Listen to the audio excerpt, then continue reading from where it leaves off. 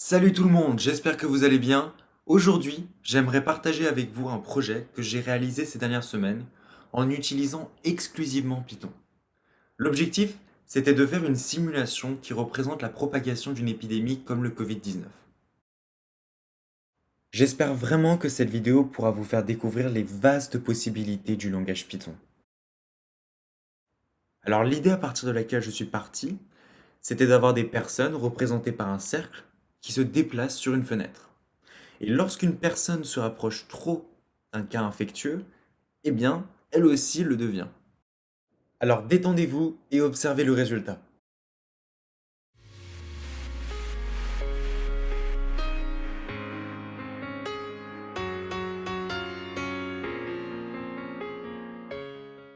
Ça y est, on a une fenêtre. Il faut maintenant qu'on y ajoute nos personnages.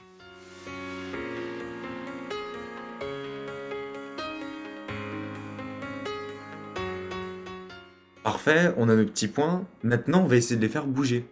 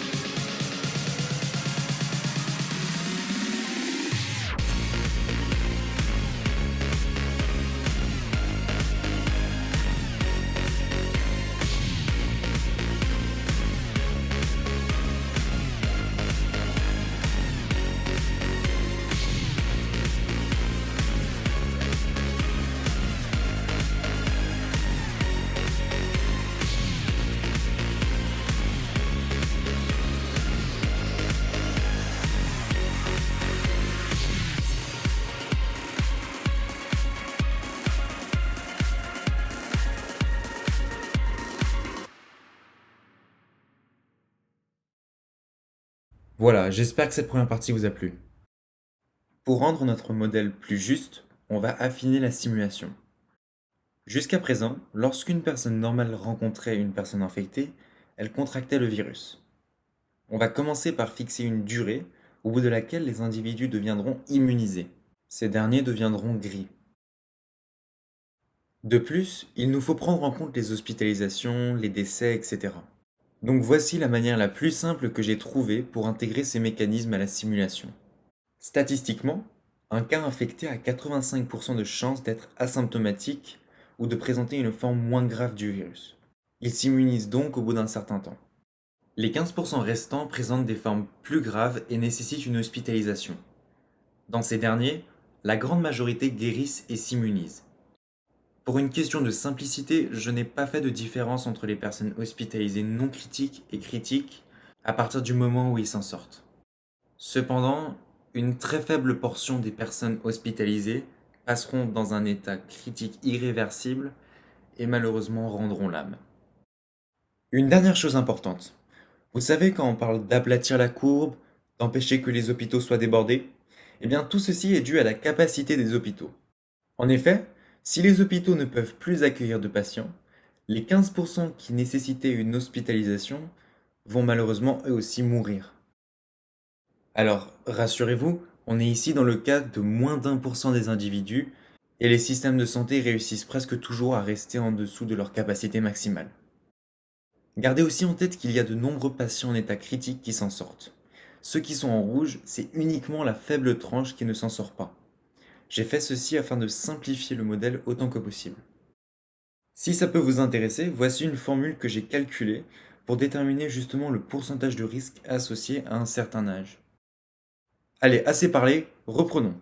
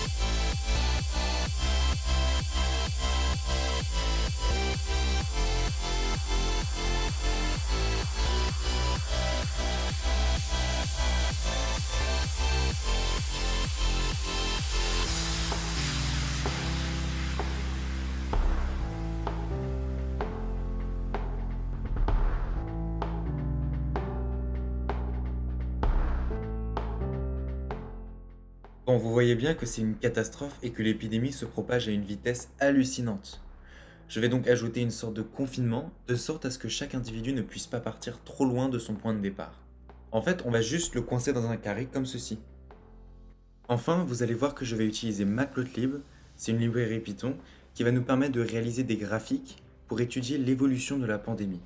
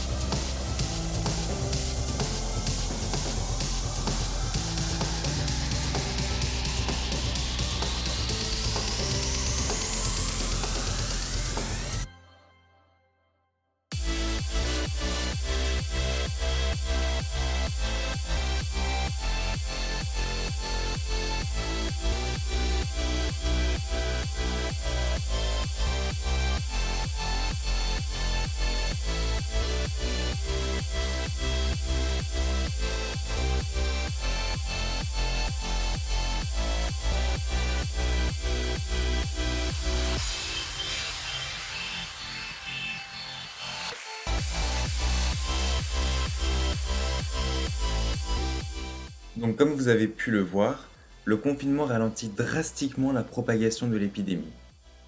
Voici ce qu'on obtient comme graphique récapitulatif après une simulation sans confinement et sans distanciation sociale. On voit un pic net et brutal avec la capacité des hôpitaux dépassée par endroits par la courbe orange. Il est normal que la courbe verte soit aussi élevée et ça ne pose aucun problème car la majorité n'est même pas hospitalisée. On voit aussi que la courbe noire, représentant les décès cumulés, augmente fortement lorsque les hôpitaux saturent. Notez bien d'ailleurs que toute la population a été en contact avec le virus, puisque la courbe des personnes non contaminées, en bleu, atteint 0. En comparaison, voici le résultat d'une simulation avec confinement. La courbe verte est nettement plus plate, mais surtout, celle des lits occupés, en orange, reste toujours bien en dessous de la capacité maximale des hôpitaux, la courbe en rouge. En ralentissant la propagation avec le confinement, cette courbe orange s'est étalée et a permis aux hôpitaux d'accueillir tous les patients en état aggravé. Le résultat, c'est qu'on a très peu de morts et qu'il reste des individus qui ne sont jamais rentrés en contact avec le virus à la fin de la simulation. Avant de terminer, je tenais à vous dire que ceci n'est qu'une simulation que j'ai faite moi-même par curiosité et qu'elle n'a donc aucune valeur scientifique. En tout cas, vous comprenez maintenant pourquoi on veut ralentir la propagation du Covid en nous confinant et en instaurant une distanciation sociale. Voilà, c'est tout pour aujourd'hui. Si vous voulez plus de projets comme celui-ci, n'oubliez pas de liker, partager et de vous abonner. Et enfin, si vous voulez apprendre à programmer en Python, n'hésitez pas à aller jeter un coup d'œil à mes playlists Python. Merci d'avoir regardé cette vidéo, à la prochaine.